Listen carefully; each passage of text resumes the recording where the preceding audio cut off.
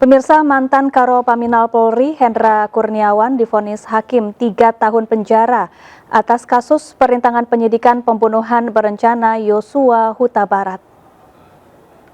Menyatakan terdakwa Hendra Kurniawan Yosita. Vonis yang dijatuhkan majelis hakim ini sesuai dengan tuntutan jaksa penuntut umum. Hakim menilai Hendra berbelit-belit dalam persidangan dan tidak ada penyesalan selama mengikuti jalannya persidangan.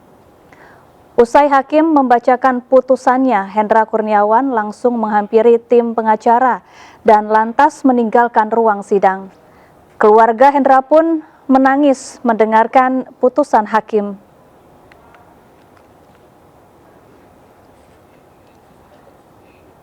Membebaskan terdakwa Agus Nurpatria. Sementara mantan Kaden A Biro Paminal Polri Agus Nurpatria divonis dengan pidana penjara selama 2 tahun.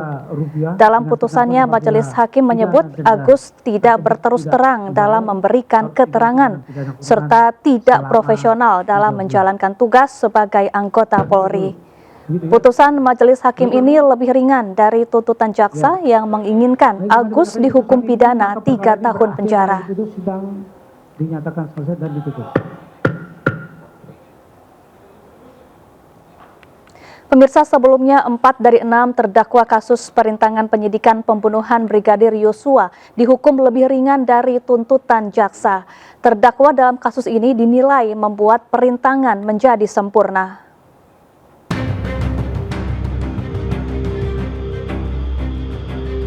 Arif Rahman Harifin, terdakwa kasus perintangan penyidikan pembunuhan Yosua Huta Barat, disebut melanggar aturan institusi.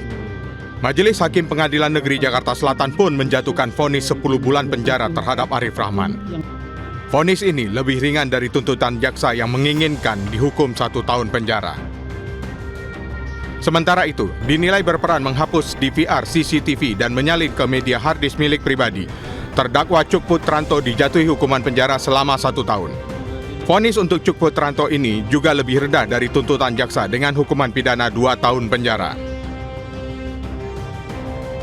Hukuman yang sama juga diputuskan oleh majelis hakim kasus perintangan penyidikan pembunuhan Yosua untuk terdakwa Baikuni Wibowo. Sebelumnya, Baikuni diminta jaksa penuntut umum agar dijatuhi pidana penjara selama 2 tahun. Sedangkan terdakwa Irfan Widianto dinilai hakim terbukti ikut serta melakukan obstruction of justice.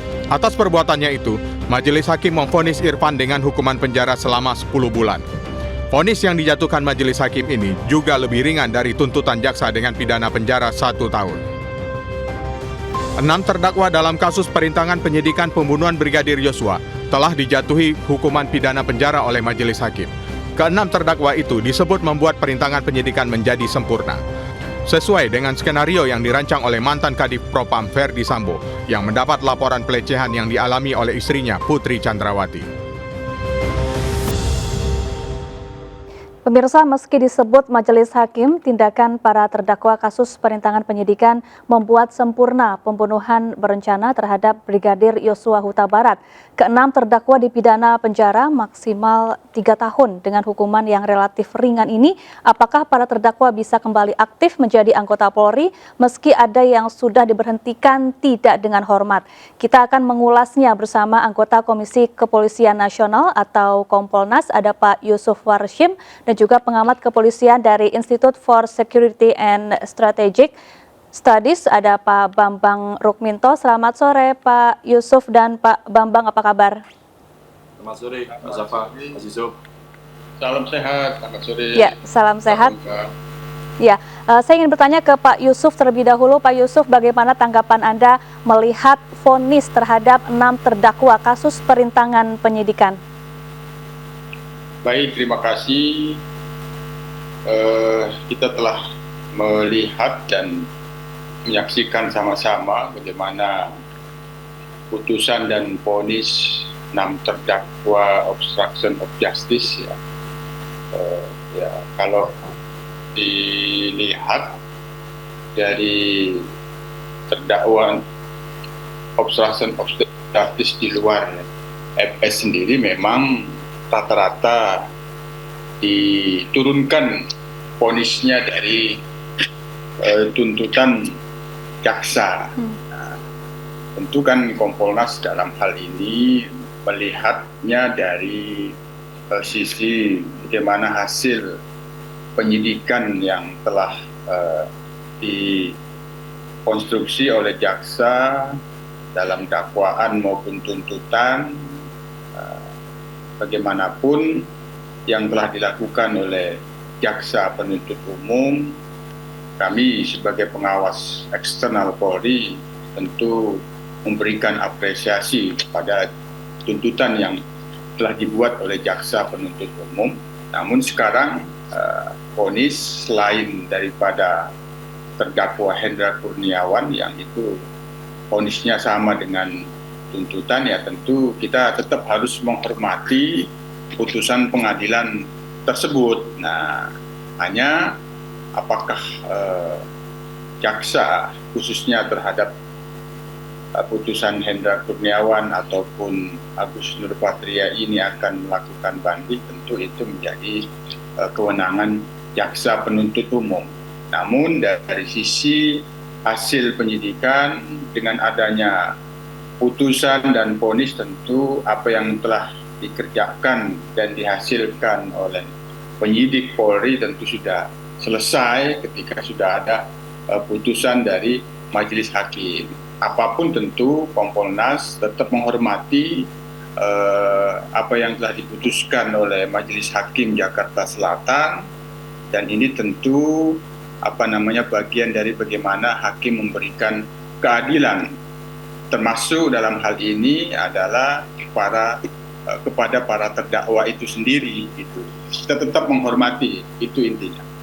Baik, Pak Bambang, apakah menurut Anda vonis seluruh terpidana kasus perintangan penyidikan ini sudah cukup memenuhi rasa keadilan masyarakat? Terkait dengan vonis dalam sidang pidana ini, tentunya hakim memiliki pertimbangan ya, terkait dengan bukti-bukti dan saksi-saksi dan terdakwa dalam hal ini bisa tetap mengajukan banding, dan jaksa pun juga bisa mengajukan banding kalau sekiranya itu masih dirasa tidak adil. Saya rasa saya tidak dalam kapasitas untuk menilai bagaimana keputusan hakim tersebut dalam persidangan, tapi saya melihat bagaimana dampak dari keputusan ini nanti pada institusi Polri, itu yang lebih saya perhatikan, karena kalau melihat keputusan terkait dengan kasus ini yang kemarin sudah diperlihatkan terkait dengan Eliezer misalnya, yang divonis hanya 1,5 tahun kemudian bisa aktif kembali oleh kepolisian. Ini yang menarik, apakah kawan-kawan dalam kasus obstruction of justice ini apakah bisa kembali menjadi anggota Polri aktif atau tidak, seperti itu. Karena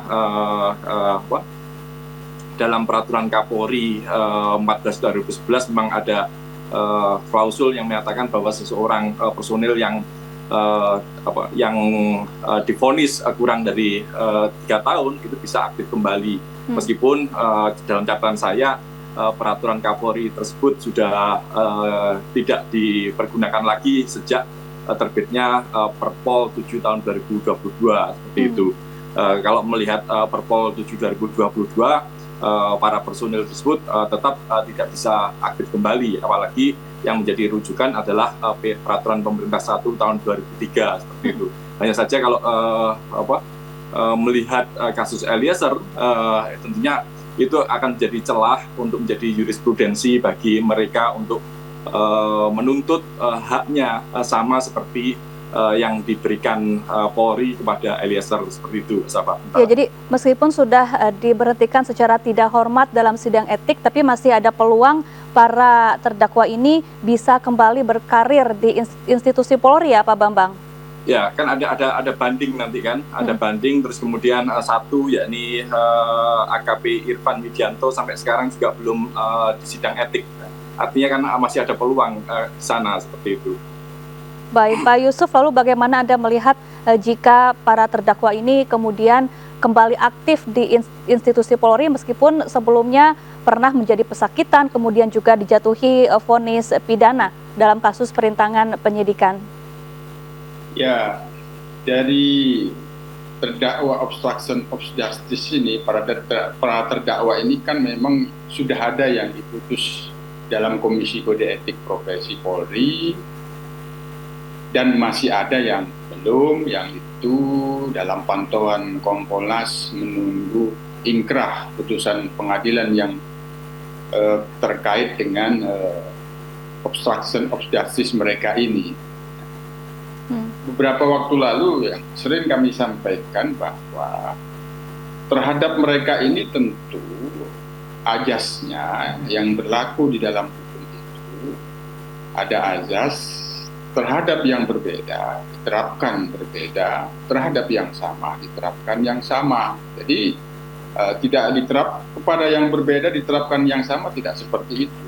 Nah, tentu untuk menerapkan itu, azas itu akan melihat bagaimana fakta-fakta hukumnya, bagaimana pelanggaran yang dilakukan, dan bagaimana pertimbangan. Nah, pertimbangan Majelis Hakim Jakarta Selatan apabila kita perbandingkan dengan pertimbangan di dalam pidana obstruction of justice, tentu kan berbeda. Nah, perkaranya saja sudah berbeda. Yang satu obstruction of justice, yang satu pembunuhan berencana. Yang kedua, ada pertimbangan misalnya yang obstruction of justice ini adalah mengerti tentang penyidikan. Yang katakanlah Richard Eliezer kan tidak demikian. Dan sehingga tidak dengan mudah dan gampang bahwa apa yang diterapkan kepada Richard Eliezer itu seolah-olah akan sama dengan di antara terdakwa yang belum diputus oleh Komisi Kode Etik Profesi, sehingga di dalam menggunakan norma pasal 12 ayat 1 Peraturan Pemerintah Nomor 1 Tahun 2003 itu tidak sesederhana itu terkait dengan adanya pertimbangan pejabat berwenang, ataupun dalam hal ini bisa dikatakan pejabat yang berwenang itu adalah para anggota Komisi Kode Etik Profesi yang akan memutus perkara itu. Dengan melihat apa yang diterapkan ke Richard, maka mereka masih ada terbuka peluang untuk kembali menjadi anggota Polri. Tidak demikian tentunya. Sekali lagi, di dalam hukum ada azas kepada yang berbeda diterapkan yang berbeda, pada yang sama diterapkan yang sama. Tidak kepada yang berbeda diterapkan penerapan hukum pada yang perkara yang sama. Tidak demikian. Nah, tentu ini yang akan kami pantau di dalam proses Komisi Kode Etik yang di antara para terdakwa obstruction of justice ini yang belum disidangkan di dalam Komisi Kode Etik Profesi. Kami sebagai pengawas, kami akan pantau dan tentu akan memberikan saran dan masukan. Itu. Baik, Pak Yusuf dan Pak Bambang, ini para terdakwa perintangan penyidikan banyak yang merasa tidak terima begitu ya, karena hukuman mereka lebih berat dari Eliezer yang merupakan seorang eksekutor. Nanti kita bahas usai jeda, pemirsa jangan kemana-mana, tetaplah bersama kami.